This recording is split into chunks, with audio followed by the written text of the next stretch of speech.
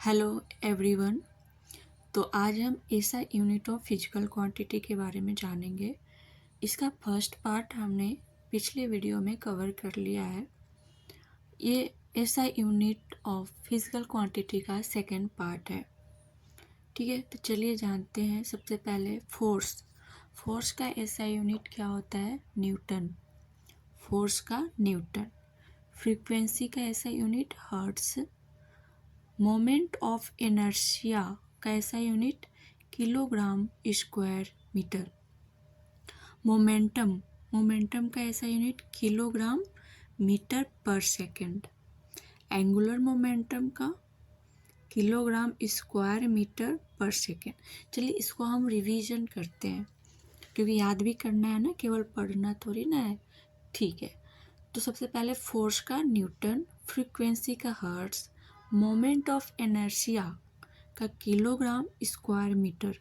देखिए यहाँ ध्यान देने की बात है, moment of inertia kilogram square metre, momentum kilogram metre per second, और एंगुलर मोमेंटम का kilogram square metre per second. यहाँ देखिए मोमेंटम का किलोग्राम मीटर पर सेकेंड है, लेकिन एंगुलर मोमेंटम का है किलोग्राम स्क्वायर मीटर, स्क्वायर लगा हुआ है यहाँ, स्क्वायर मीटर पर सेकेंड। ठीक है, इतना याद हो गया। चलिए नेक्स्ट हम देखते हैं प्रेशर का ऐसा यूनिट होता है पास्कल। पावर का ऐसा यूनिट होता है वाट।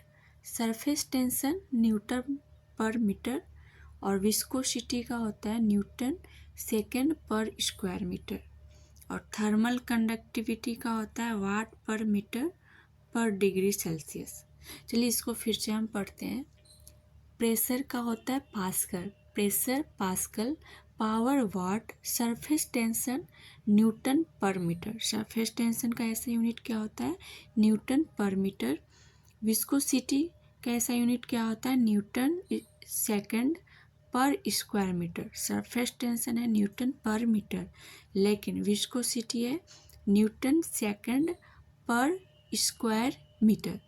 थर्मल कंडक्टिविटी का ऐसा यूनिट क्या होता है? वाट पर मीटर पर डिग्री सेल्सियस। थर्मल कंडक्टिविटी वाट पर मीटर पर degree Celsius.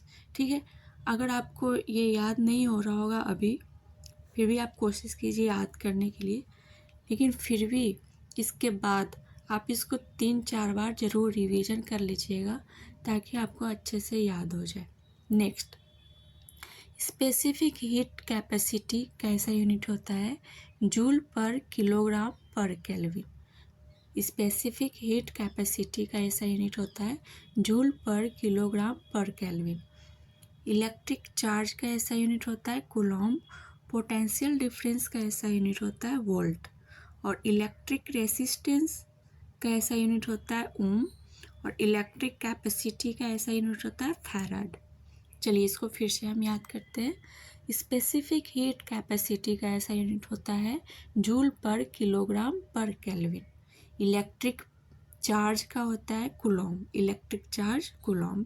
Potential difference volt, potential difference का ऐसा यूनिट होता है वोल्ट। इलेक्ट्रिक रेसिस्टेंस का ऐसा यूनिट होता है ओम, और इलेक्ट्रिक कैपेसिटी का ऐसा यूनिट होता है फैराड। ठीक है, पोटेंशियल डिफरेंस पूछा जाता है अक्सर एग्जाम में, याद कर लीजिएगा वोल्ट। इलेक्ट्रिक चार्ज भी पूछा जाता है अक्सर, कूलॉम। इलेक्ट्रिक रेसिस्टेंस का होता है ओम, और इलेक्ट्रिक कैपेसिटी का होता है फैराड। ठीक है, नेक्स्ट, मैग्नेटिक इंडक्शन का ऐसा यूनिट होता है हेनरी।